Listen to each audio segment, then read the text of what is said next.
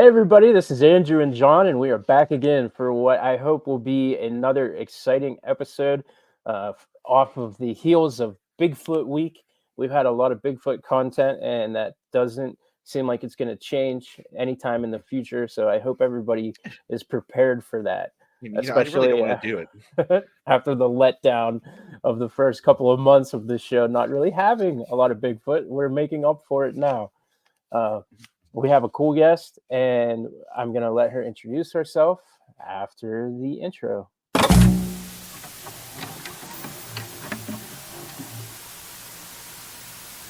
truth is out there. Never stop looking. Never be sheep. Always disrupt.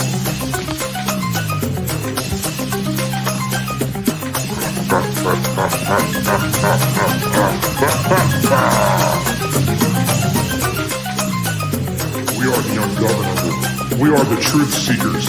We are Sasquatchers.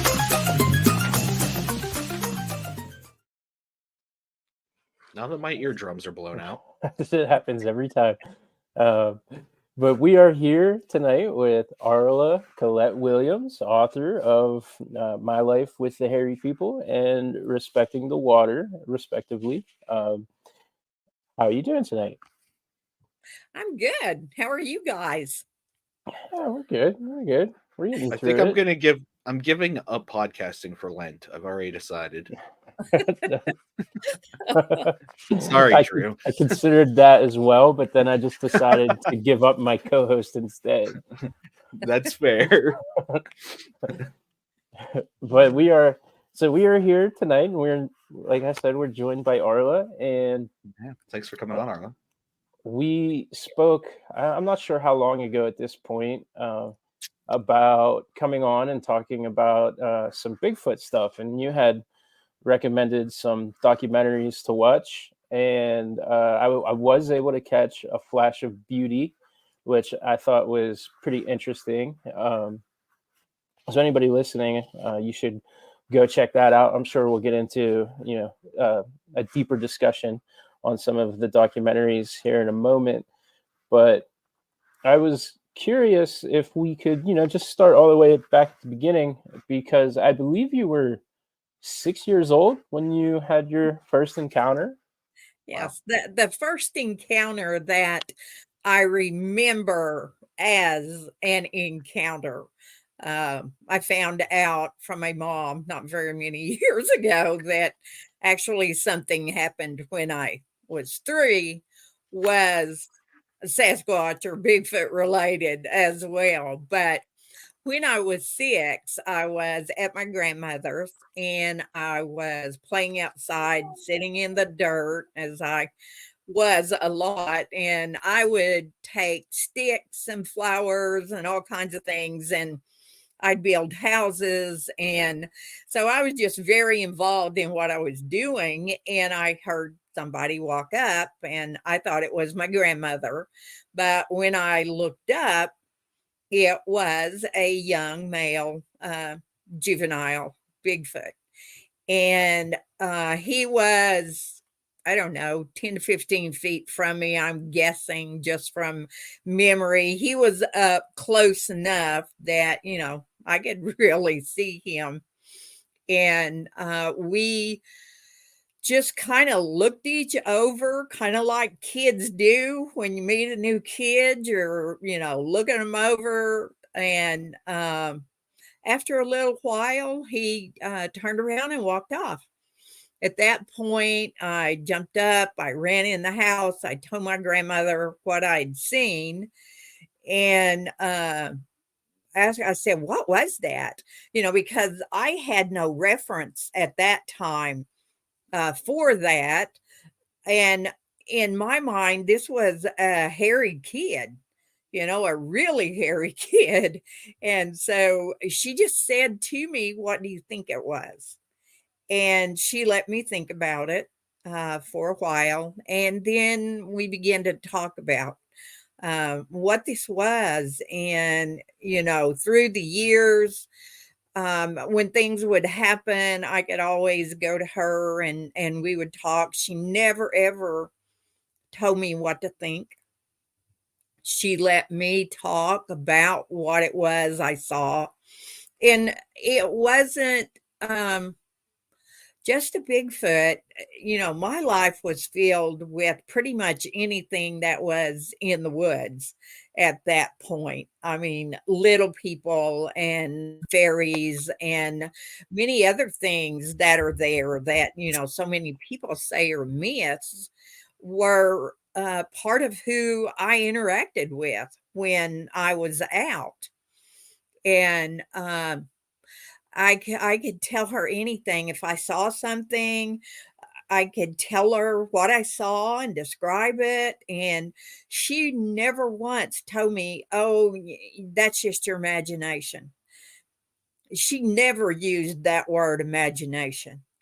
It was, this is what you saw. Okay. What do you think? And what's going on. And so I was just free to tell her anything and talk about everything.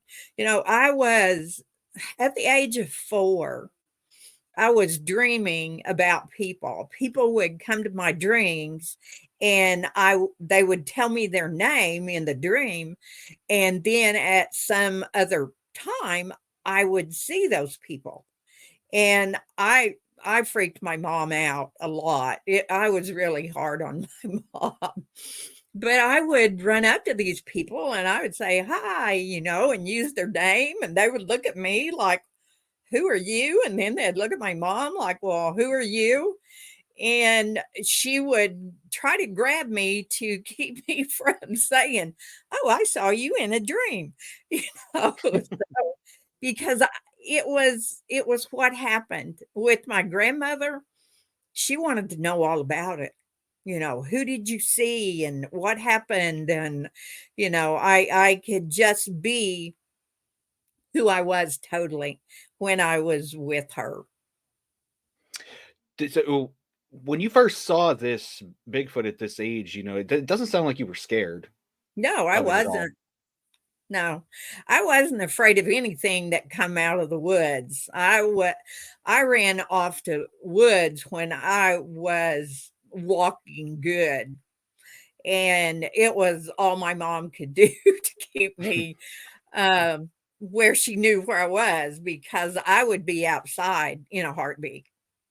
Yeah. And the interesting thing with this, I was 6 when I had this encounter, just, some years ago, not a lot. My mom and I were talking about the Bigfoot, and she said, "Arla, do you remember when you were 3?" And she went through this whole thing of, we lived on this street in this house, and you were sitting on the bed, and I heard you talking, and I come to see who you were talking to, and there was a dirty hairy man looking in the window, and you were talking to him. And of course I remember that very well, because she had come out of the closet getting some clothes, and I was evidently talking to what she said was a dirty hairy man. And she screamed for my dad, and my dad was taking a bath, and he ran in there, and she said, "There's a dirty hairy man," and Arla was talking to him. And he took off out the door. He grabbed a butcher knife, and of course he never found anything. But mom, she kind of got quiet, and she said, "Do you think that was a Bigfoot?" And I said, "Well, mom, what do you think?" She said, "I think that was a Bigfoot." "I saw a Bigfoot," she said. And, for years, she wouldn't even talk about it. She didn't want anything to do with that subject. And then for her to realize that, yeah, that's probably what she saw, was pretty cool for me. Yeah, the dirty hairy man, that describes my father also, so there's a great chance that it was him as well. But so it sounds like your grandmother, right, had interest in some of the stuff that you had seen in that and wanted to hear your stories, right?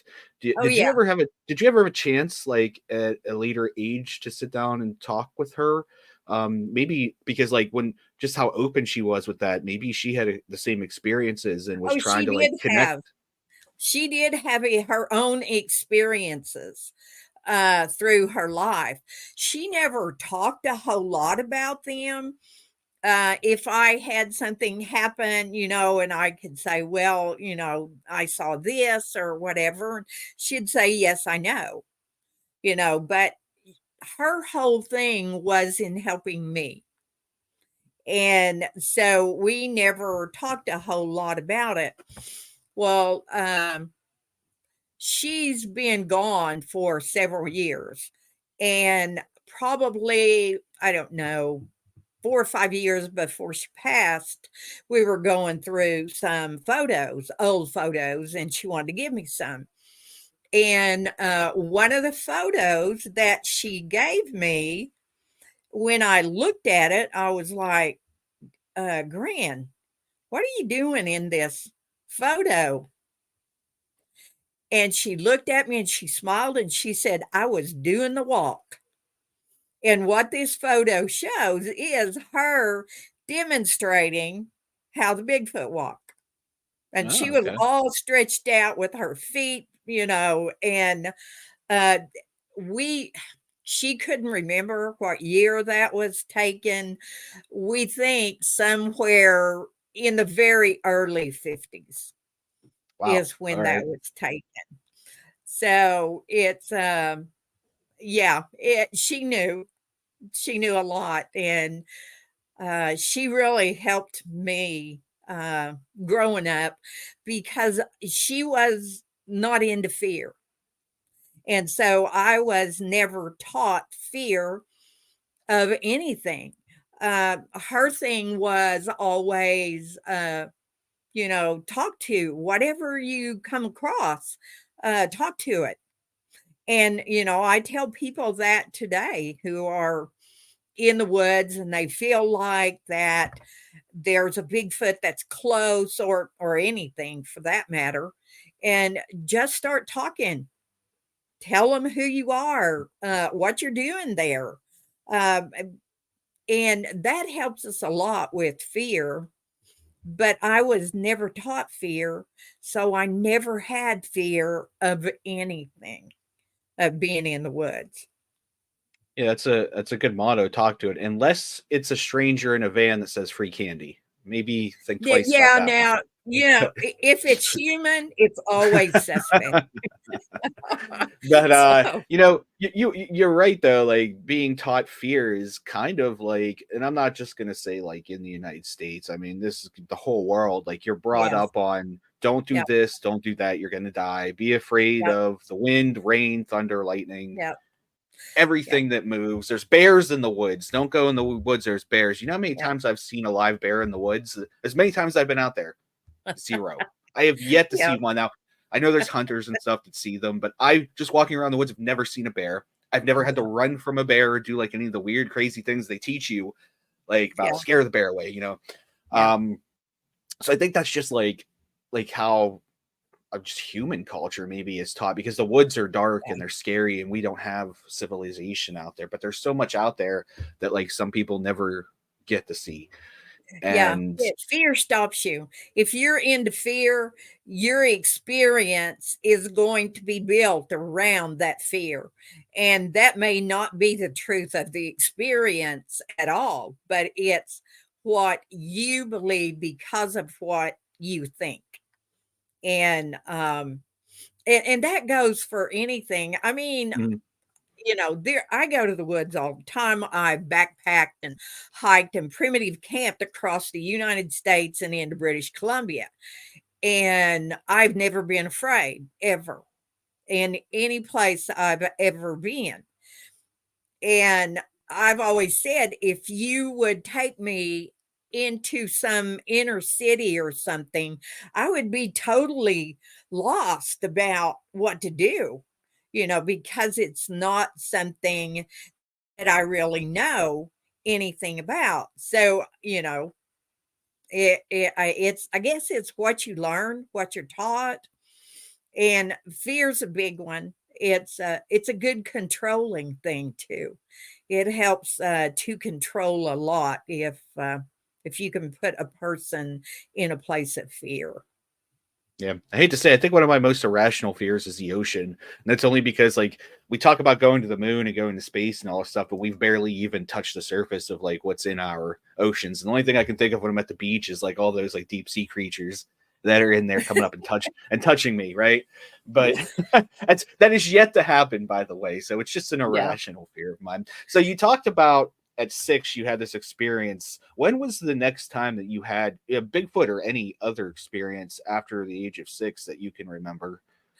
Oh, it was ongoing, through my growing up years when, I was out in the woods or doing anything. They were There was always somebody around. Um, I mean, the fairies and the little people, um, they've always been a part of my life. I mean, they do things in my home. They always have. Um, and so it's been my whole life has been, you know, uh, interacting with something that so many people think are myths. And but with the Bigfoot, they if I was in the woods and they were around, they were always doing whatever it is they chose to do, and I would be doing what I would be doing in the woods. My grandmother always taught me that they were our neighbors. And as a neighbor, sometimes you see your neighbor and you talk to them, and sometimes you don't see your neighbor or talk to them. You don't try to go into someone's home and then take over the conversation, I guess. Not But normally. yeah, just to be there and to enjoy what's there with you. And that's an important thing for anybody, going into the woods. Uh, they've been a part of my life all my life on some level or another. There were times in my life, because of what was going on in my life, uh, they were not active, as they have been now for several years, but they were there. I remember one time, we were down in the Wichita Mountains here in Oklahoma hiking, and we had gotten on a long trail, and at that time we had 4 smaller children, and we realized that those kids were not gonna be able to hike that trail. So we decided to cut over, one of the mountains, and that would take us to the trail that we would eventually get to. And while we were going over there, they were everywhere in the trees, watching and following. And, I just knew, we're okay. I'm out here and I've got these 4 kids and we're trying to get over there and I can't carry all of them if they give up on me. And so, it felt really good to know that they were there in whatever capacity that they were there. So, yeah, so you actually felt safe, Yes. knowing that they Yeah, were around. yeah. So, does have you, in the course of all this, I know you've written some books and that about it, but have you ever, tried to document them, or have you just always lived in the moment with them? Well, I've got audio. I have some photos. Uh, so I'm not a researcher. I'm not a habituator. I am a respectful neighbor. And as that, I have a lot of interaction with them, and I'm talking physical interaction with them. Um, uh, in the Flash of Beauty, Paranormal Bigfoot, there is a part where there is a man, Richard, and I'm in that part of it, and we are talking about an experience he had when he was with me one time, where he viewed the whole family. He got to see the whole family and had an interaction with what I call the father of the ones who that I've interacted with the most. So it's like I said, sometimes I see them and sometimes I don't. Sometimes they're around and you know they're around, but you don't see them, and I don't go looking for them either. Um, my whole life has been based on being respectful of them and pretty much anything else that I'm going to interact with, be that something in the woods or Star Nation people or whatever. You know, I was taught very much to be respectful uh, of everything. Has there ever been a time where you maybe have been in some kind of danger or felt like there might be danger, and that they may have maybe in that moment been a protector to you? Oh yeah, here in Oklahoma, down in the Comishes, of course, we've got bear and we've got mountain lion. And I've actually seen bear prints and mountain lion prints here where I live, even though I'm not all the way down into the mountains. Um, I do believe that they've kept me safe on several occasions. Um, so it's like having um, someone who's got your back. And since you guys are into the paranormal, I'll get really paranormal here with you. The one that I have interacted with a lot is, I call him Indigo. And I talk about him in my book and the interactions and other things, that we've had through the years. Well, he's now 20, early 20s. And I've always been very close to him. He would, when I was by myself, staying by myself at night, he would come by my cabin and he would whistle. And it was Cool. like I knew he was there, and I didn't worry about being by myself. I didn't worry pretty much anyway, but it was just comforting to know that he was out there. Okay, his name's Indigo, and that's the name I gave him for a reason. Well, in 2019, I was in a really bad truck wreck, a semi, and I had to be life flighted to a hospital in Tulsa. And when I got there, they found blood clots on my upper and lower right lung. And I had a lot of damage to one of my legs that was giving off the clots and things. And so they put me in the hospital.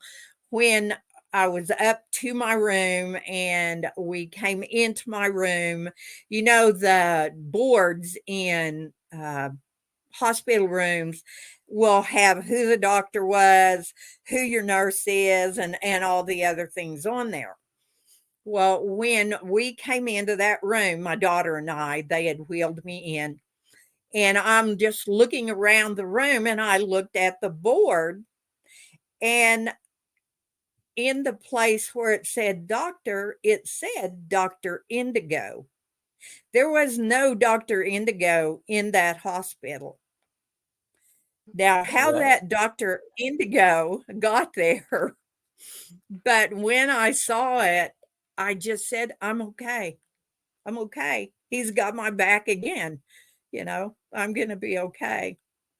that is a wild experience for sure, and that had to be like just an instantaneous click too. Like I've never met anyone named Indigo, much less somebody that is treating me Yeah. after that Well, kind of an yeah. experience. That's not I exactly. I asked, "Is there a Dr. Indigo?" And she said, the nurse said, "No, I don't know how that got on there." So, how did it get on there? I have my opinion about how it got on there because I didn't know. They didn't know at that point, can we save her leg or her foot or even her life at this point? And because helping one thing was going to make the other thing worse. So they had to do a lot of different things. And I knew that.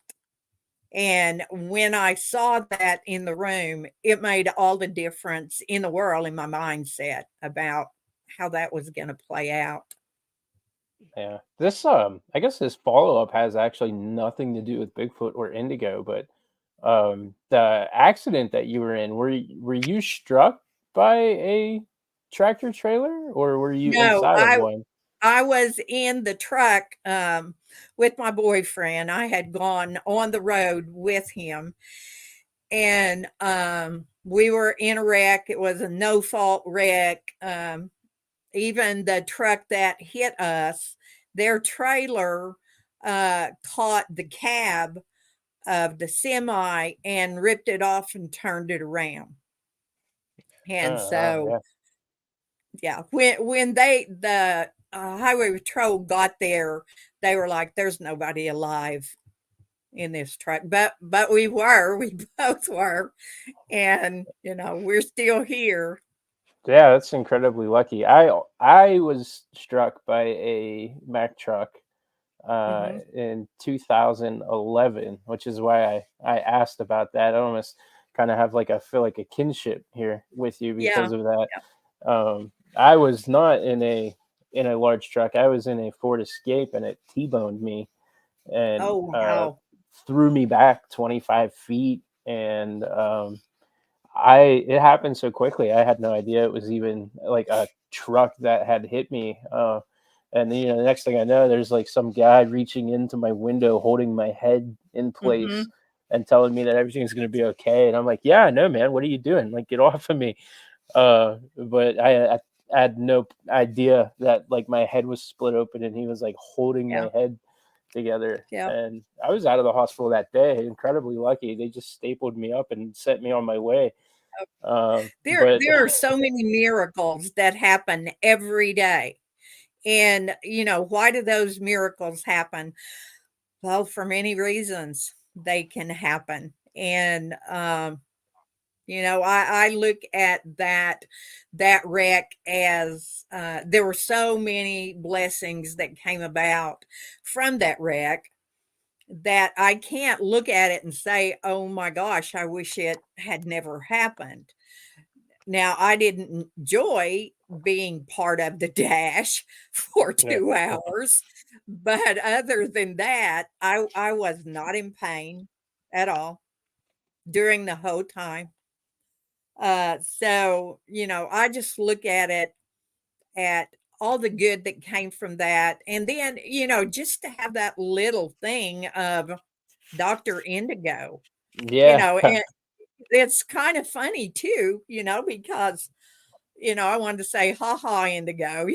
I don't think you're a doctor, but I think you can, how to handle the energies. And if nothing else, it just helped me so much. yeah. Are there any Bigfoot, Big Feet, the family members of this clan or tribe that are less inclined to your company? No, No, they're all I just cool. I've never been anywhere in my lifetime in the United States or British Columbia and ever had a bad encounter, ever. And a big part of that is the respect that I have for them. Plus, I understand their nature. You know, that's one of the things. If we don't understand something's nature, we might not understand what's happening. And depending on where your thoughts are as to what you're dealing with, that's going to create what you believe was going on. I've got a quick story that I tell about a camp out that I was at down in the Kaimishi Mountains, and there was a young man there. He was a young military man, and we had talked during the day, and he didn't know for sure what they were, and he was a little afraid. You know, he did come out and say that. Well, that evening we were sitting around the campfire. It was about midnight, and I'm prone to get up and go off and walk in the dark in the woods. And so I just decided I was going to get up and take a walk. And so I got up and started down this little one-lane road. And he hollered, he said, Miss Arla, can I walk with you? And I said, sure, come on, you can walk with me.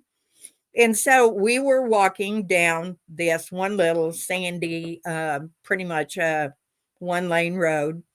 And we heard heavy bipedal footsteps coming towards us.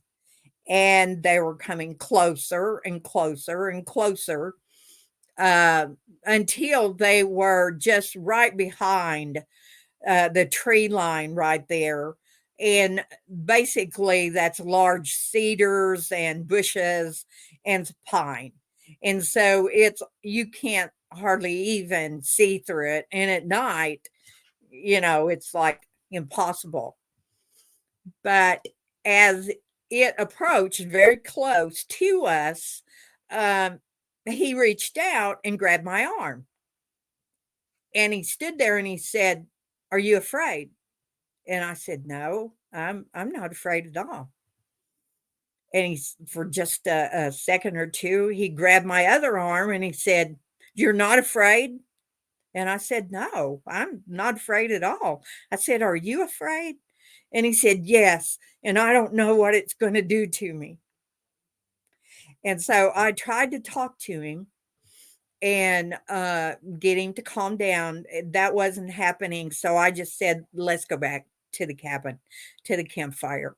And so we went back. If you took a report on that one incident, mine would be I'm walking down a one lane road. I hear heavy bipedal footprints. It's right there inside the tree line. I didn't feel threatened at all. His was, you know, I heard heavy footsteps and it kept coming closer and closer. And I don't know what it was going to do to me. And the reason he went to that, he already said, I don't know really what they are. And yeah, I'm afraid.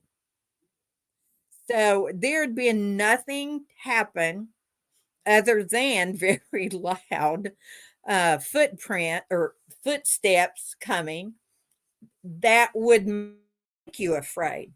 But because of what he thought about them, that put him right there into that fear of, I don't know what it's going to do to me.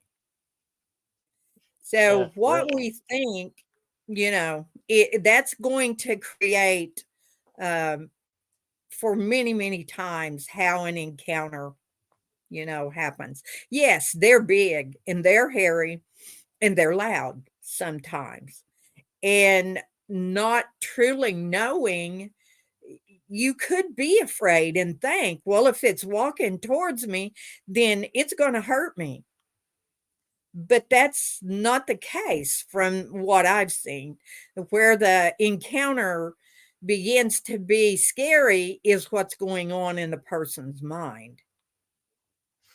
Right. And I think that's kind of not even just kind of, Bigfoot, but you get into most of cryptid or paranormal in Hmm. general. It's all about Yeah, your mindset. And um, it I, is. I have not yet been lucky enough to interact with a Bigfoot. Um, we are hoping to change that here in a couple of months. We're going to go out and have a camp that's, I hate to use the word sponsored by Sasquatchers, but we're going out there. We're going to do some Sasquatcher things in the woods, and we're going to have a group of people, some who with experience, some not. And I think for me, it's fascinating with this podcast and the research that I've done because I haven't ran into a lot of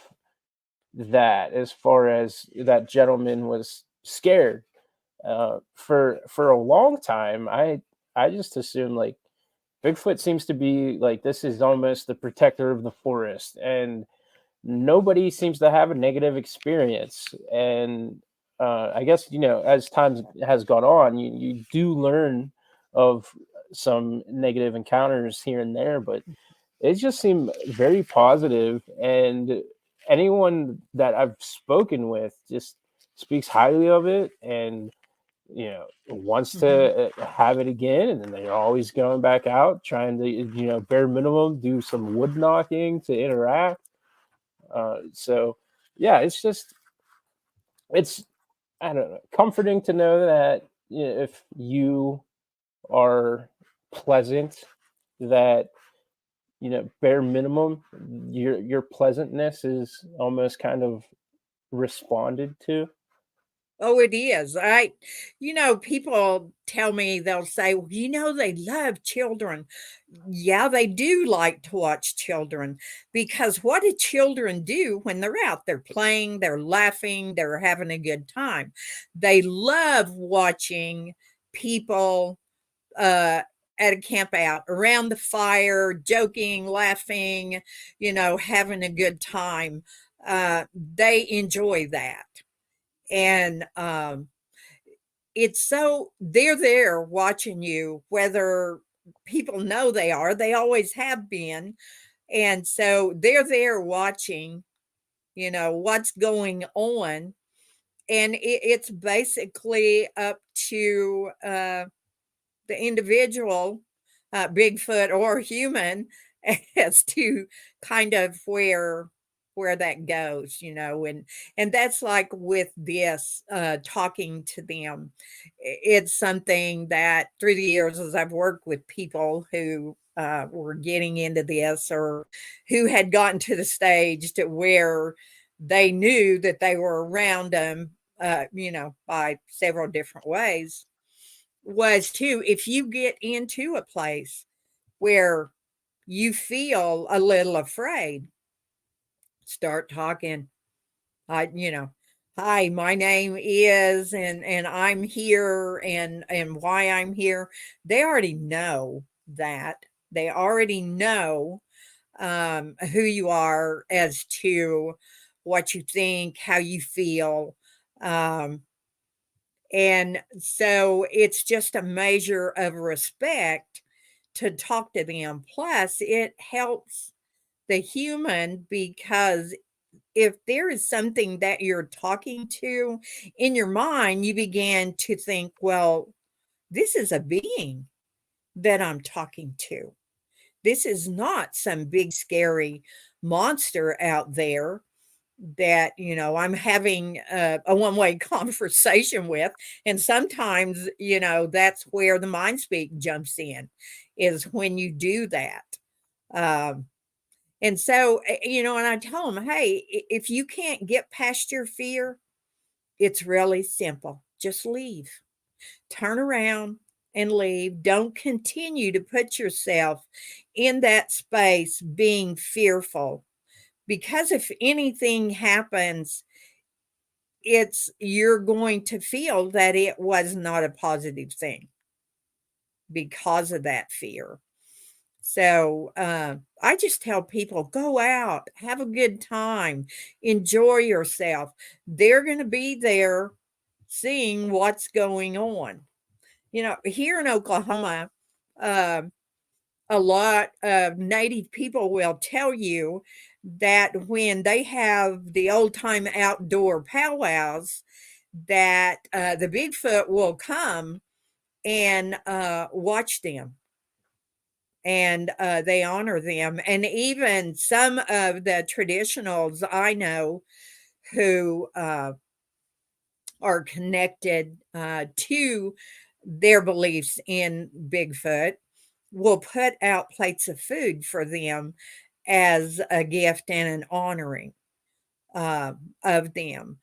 And so, there that's a joy. What do you see at a powwow? You see people dancing and drumming and enjoying themselves.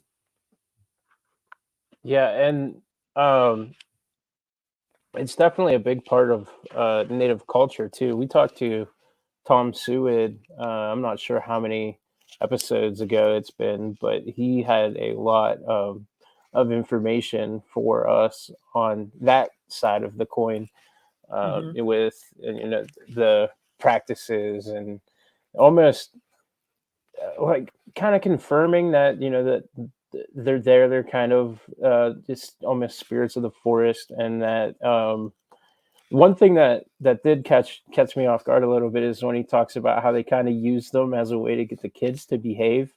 Like if you if you don't behave, they're gonna take you, and they're gonna they had like this story that the Sasquatch would take them in a sack and go up the hill, and then cook Hmm. them. Like it almost like Yep. use them as a way to scare your children, like a boogeyman, to behave. And Yeah. To make you not go off into the woods. And even, people other than natives do that too to their kids. Yep. Don't go out there in the woods. There's going to be some wild animal or, something else. Once again, they're using fear to control the actions of their children. And, for me, uh I was never taught that there was a fear for me to be out there. As long as I was respectful, there wasn't really anything I needed to be, concerned about. Now, yeah, a bear or, the regular animals and things, you have to be aware that they're there also. But I always felt like, I was being watched after.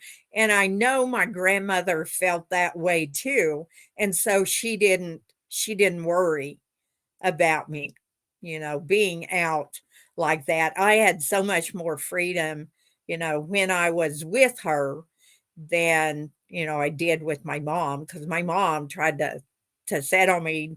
She used to tell me this one thing. There was this hill and it had a big old water tower on it. And I would want to go and hike and climb up that water tower. And she'd say, don't you go up there on that hill. There's wolves up there and they'll get you. Well, there were no wolves anywhere around where we lived, but she used that. Of course, that didn't work on me because if there were wolves there, I wanted to see them. And so, but, that was something that she used. And parents use all kinds of things to try to keep their kids safe. Don't be doing this and because of something that's there. You know, yeah. I wonder if the Bigfoots do the same thing with their children.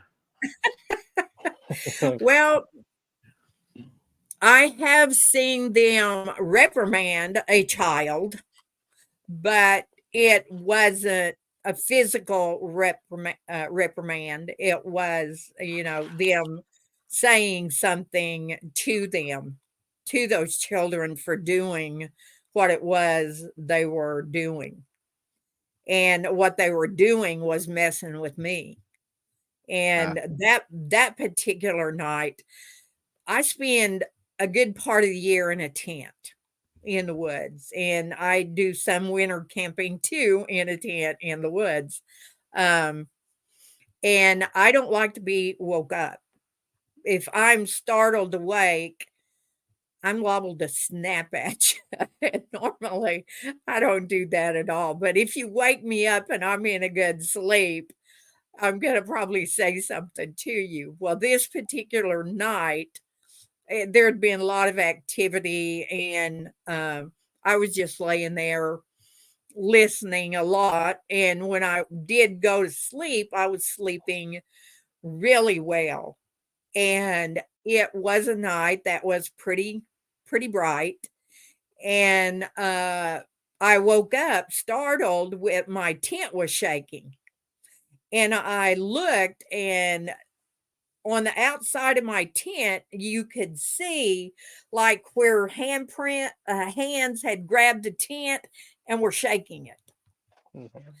And so it woke me up. I was startled. I looked, I saw those three little sets of hands that had hold of my tent and was shaking it.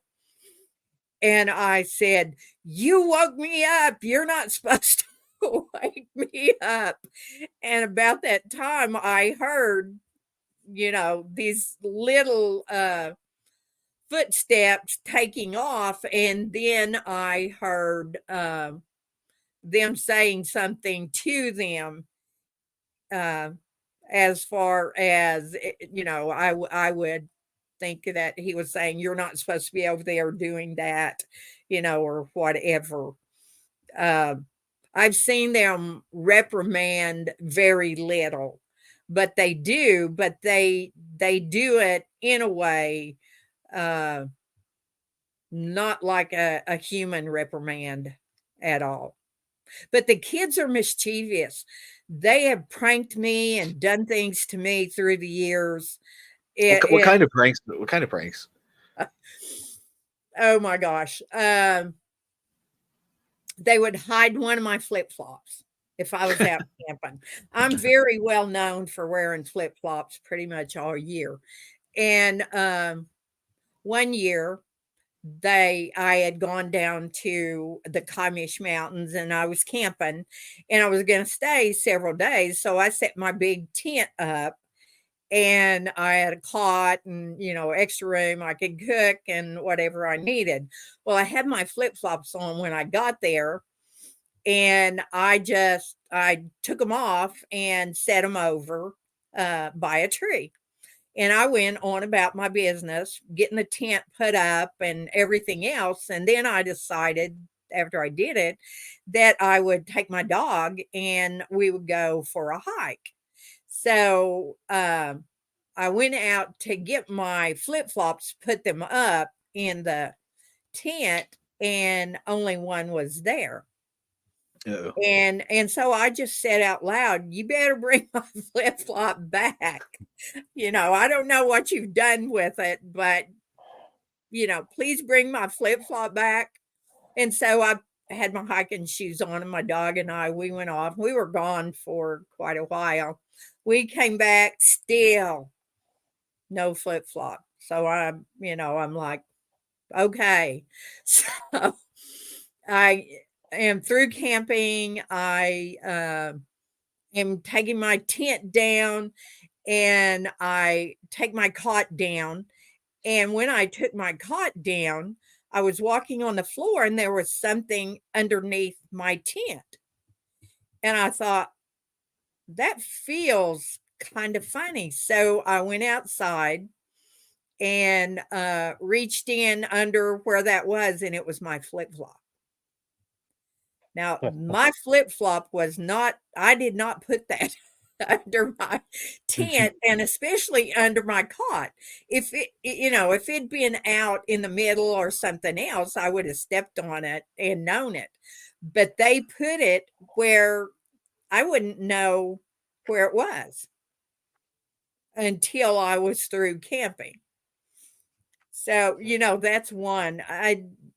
I've got story after story of stuff that they've done to me through the years, and they enjoy it, and I enjoy it. I think it's kind of funny.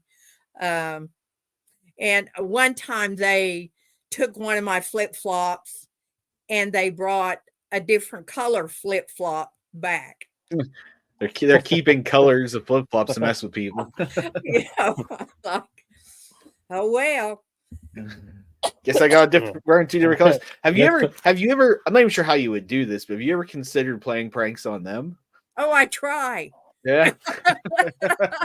I try. I do silly stuff, and I try. But one time I decided I would go out and I had what I called one woman and a dog tent. I could put it up real quick, and if I'm just going to stay one night. And so I decided I'm going to go out and just sleep in the woods tonight. And so I got my tent and got my things together, and I hiked out to where I was going to go. And this particular tent, all of the tension things that are inside the poles had broke. So when I would take my tent down, I would put them all in a bundle and put like a small bungee or something around them. So I'd know, okay, this is this pole that's going to go through my tent.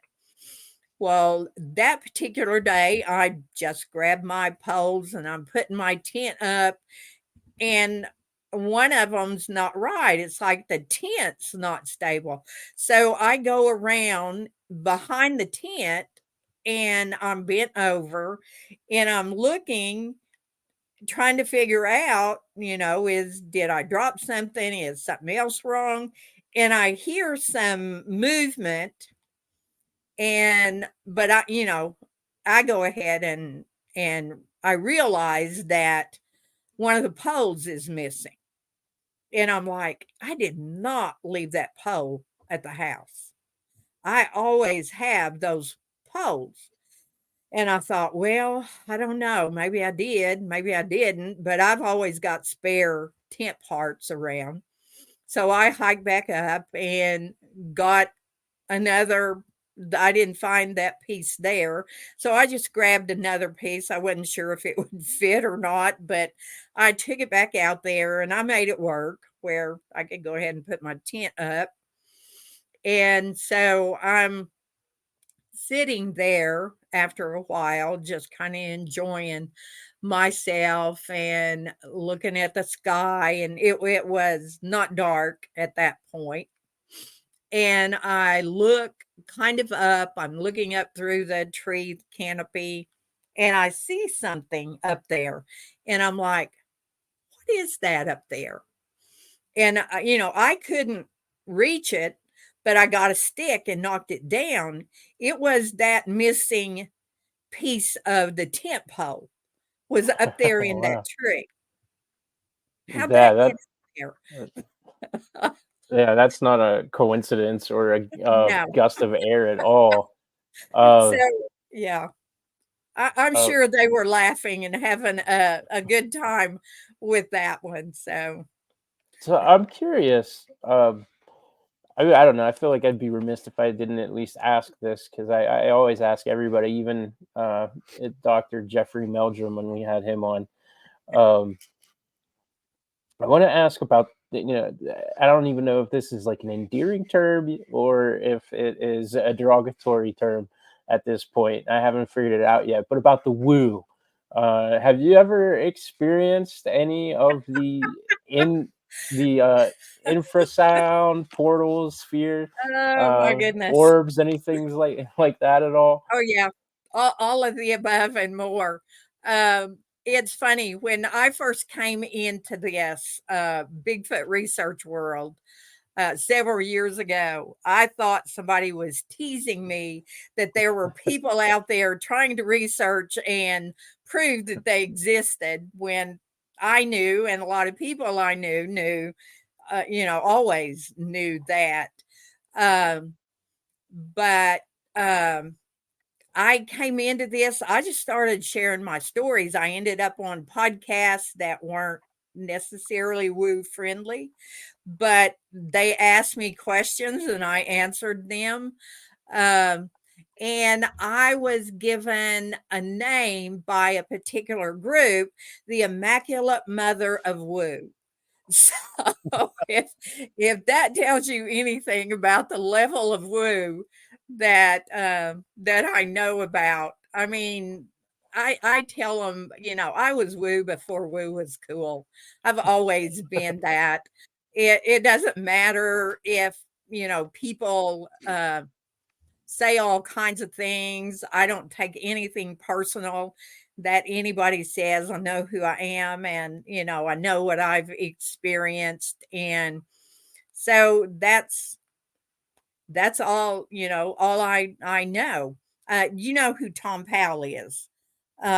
He's an author and lives in Oregon and Okay. very well known in the Bigfoot world.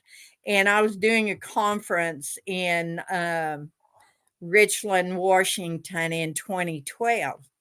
And there had been a group, the group that had named me the Immaculate Mother of Woo, had been going around calling me and some other people kooks. We were just a I bunch of kooks.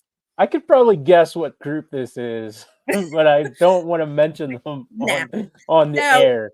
anyway, a friend of mine, Beth, and I were coming down that first morning of the conference, and we were going to eat breakfast. And Guy Edwards and Tom Powell were sitting there, and we greeted each other. And Tom says, y'all sit down here and eat with us." So we're talking, and Tom said, "Well, Arla, how's it been going?" And I just went into this. I said, "Well, Tom,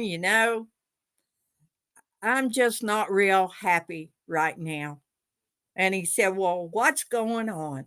And I said, um, I was called a kook. I am not a kook. I am a kookette." And he kind of laughed and he said, "You need to tell that story when you're talking." That, I was upset because they were calling me a kook, but I'm not a kook. I am a kookette. So it never bothered me. I just always took it for what it was. It was purely their perception and actually had nothing to do with me at all, but what they thought. So those Yeah. kind of things never bothered me. Yeah, or the box that they like to live in, all comfortable and square. Yeah. That's one thing that I've over time, as far as Bigfoot goes, I've come out of that box as well. I never really had a firm stance one way or the other, but Yeah. the more that I talk to people like yourself and other Mhm. experiencers, and I hate to use the term experts, but when you have professors of certain fields on the show, like they kind of are. So I, I mean, it's just kind of like the, the truth, Yeah. they're experts. You talk to these You know, people, and the amount of clarity that I've been able to achieve on the subject of woo, I think is awesome for what we're doing, and I'm open to all of it. And I'm firmly set to research some of it myself when we go out in June for our camp. I'm going out super open minded, and I'm going to try to, you know, be as friendly and open and draw Mhm. some activity however I can.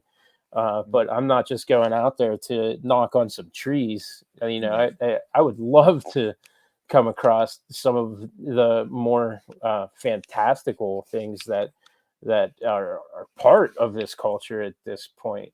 Um, Mhm. but I mean, in all honesty, we're going out to fist fight a Bigfoot. That's the whole plan. If we look at science now today, If you're looking at quantum physics and entanglement and all of those things, science is on the verge of saying, "Oh wow, well, it was true." You Yeah. that really did happen, and those things. I do believe at some point science will come to terms, with what's going on. I believe so many of them are now. I mean, Ron Moorhead has done wonderful, wonderful work within that quantum field about things that, that are going on. And could this be how now you see them, now you don't? That type of thing. And yeah, that's very definitely something. When you research something, if you're a researcher, if you pick and choose what the findings are, you've only researched a part of that. You haven't researched the whole thing. So if you say, well, this is what happened, but then there was this weird stuff that happened too, but I'm not going to look at that. I'm only going to look at this other. You don't have the truth of the whole thing because you took out part of what was going on and didn't look into that or didn't study that or didn't research and talk to people.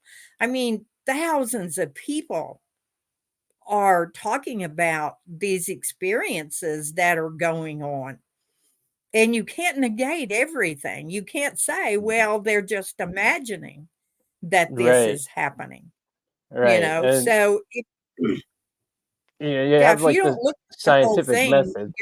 yeah, you're going to have a skewed view of the subject that you're trying to figure out.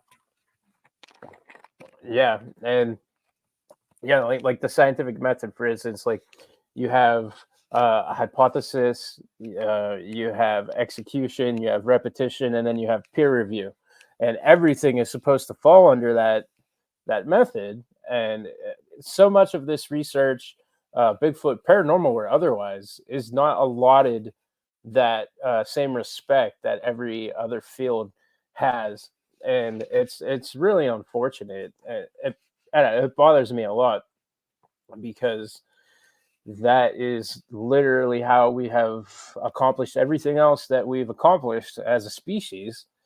And Yeah. Also, I sit here and talk on this microphone about how Charlie Chaplin is a time traveler. So, like, who am I to say that Bigfoot can't walk through a portal? Yeah. Because I firmly believe that. Yeah. It's gotten so much better in the last few years. So many more people, began to speak out. I mean, like I said, when I first came into this and I did one podcast, and then, people were going, oh, wow, there's this weird woman and she's talking about all this stuff. We got to get her on the podcast. And I made it a rule never to watch the chat because Yeah. that was Yeah. not a place I wanted to go Yeah. when I was talking. And and I've always told everybody, any conference I've ever spoke at, anything I've ever done where I'm speaking to the public, uh, I always tell them, you don't have to believe anything I say. I'm not Yeah. asking you to believe anything I say, but the one thing I will ask you is don't throw it out. File it away. And then if something happens to you or something happens to someone that you trust, then you've got a reference to go back and look at and say, wait a minute, I heard something like this. And so that's all I ever ask anybody, when I'm doing a conference or something like that is just don't throw it out, file it away somewhere. Yeah. Right. So I'm curious here. Before we head out, because I think we'll probably hit that point here in a couple of minutes, I was really wondering what kind of what inspired you to put all this down and turn it into a book, and put the pencil to paper, so to speak. Well, a lot of people had were just saying, "Have you written down these experiences? Is there somewhere I can go and read what it is, your experiences?" And of course, I put stuff on Facebook, for years, ever since I've been on Facebook. And it was it was hard for me because I never planned on writing a book.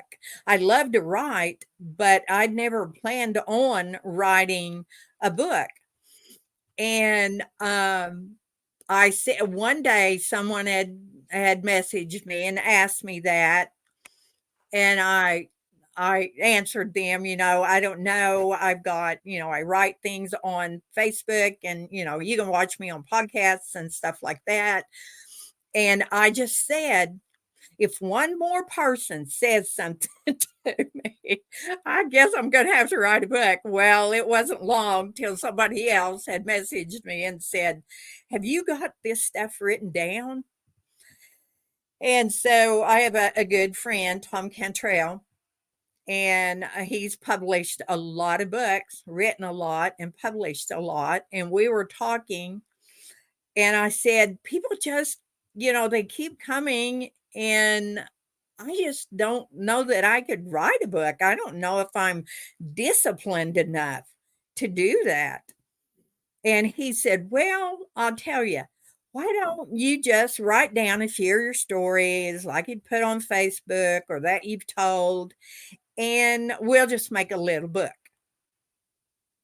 And I thought, well, I can do that. Well, once that dam was down, it was like I almost had to write. And so I just began to write story after story of, these are actual things that have happened to me.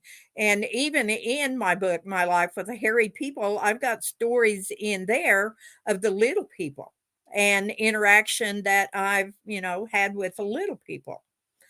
And so that's how the book came about. The children's book, Respecting the Water, came about because it's important to me that we do respect the water and respect the earth and the other things. And so I wrote the book, and I used a couple of the hairy kids, Indigo and Blue, and a grandfather Bigfoot. And then there was a grandfather Crow and a grandfather Coyote in this, and a human grandmother and her granddaughter are the main characters in the book, Respecting the Water. The artwork in that book is awesome. Thomas Finley did that. It's just a small book, but it's got a big message.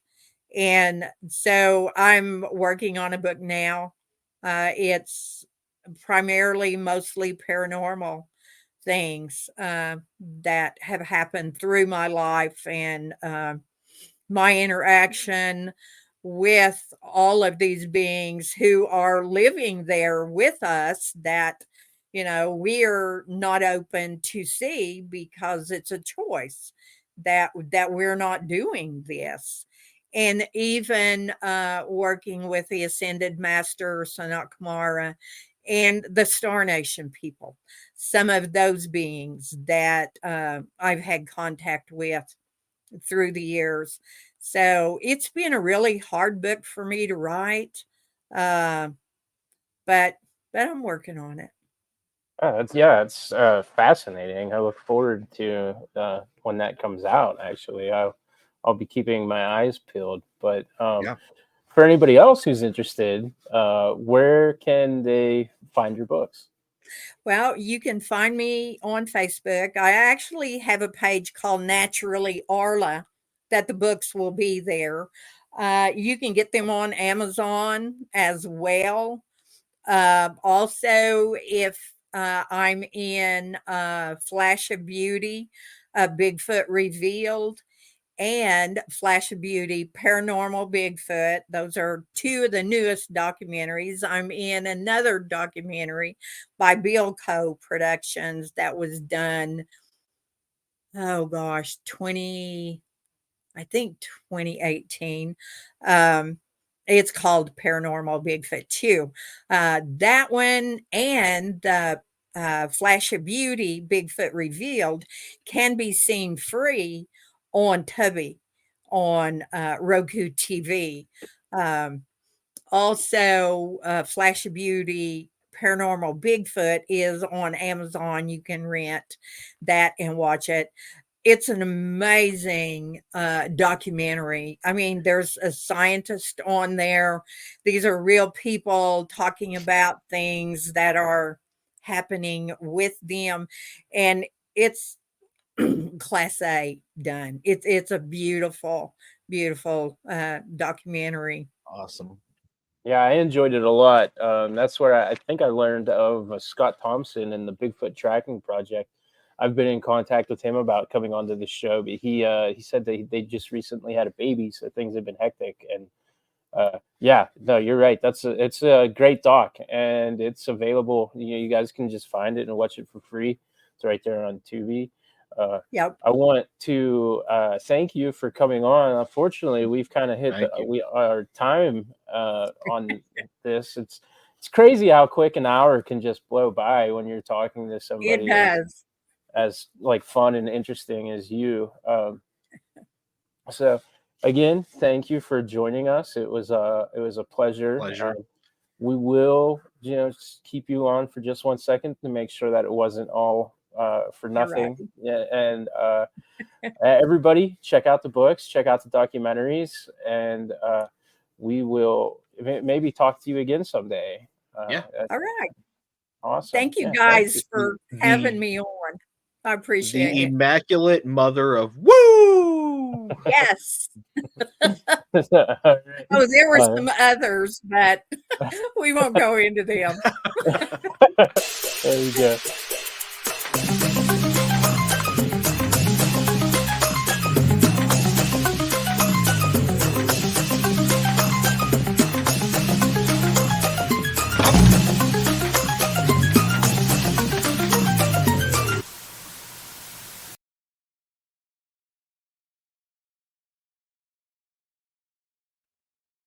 Thanks for squatching.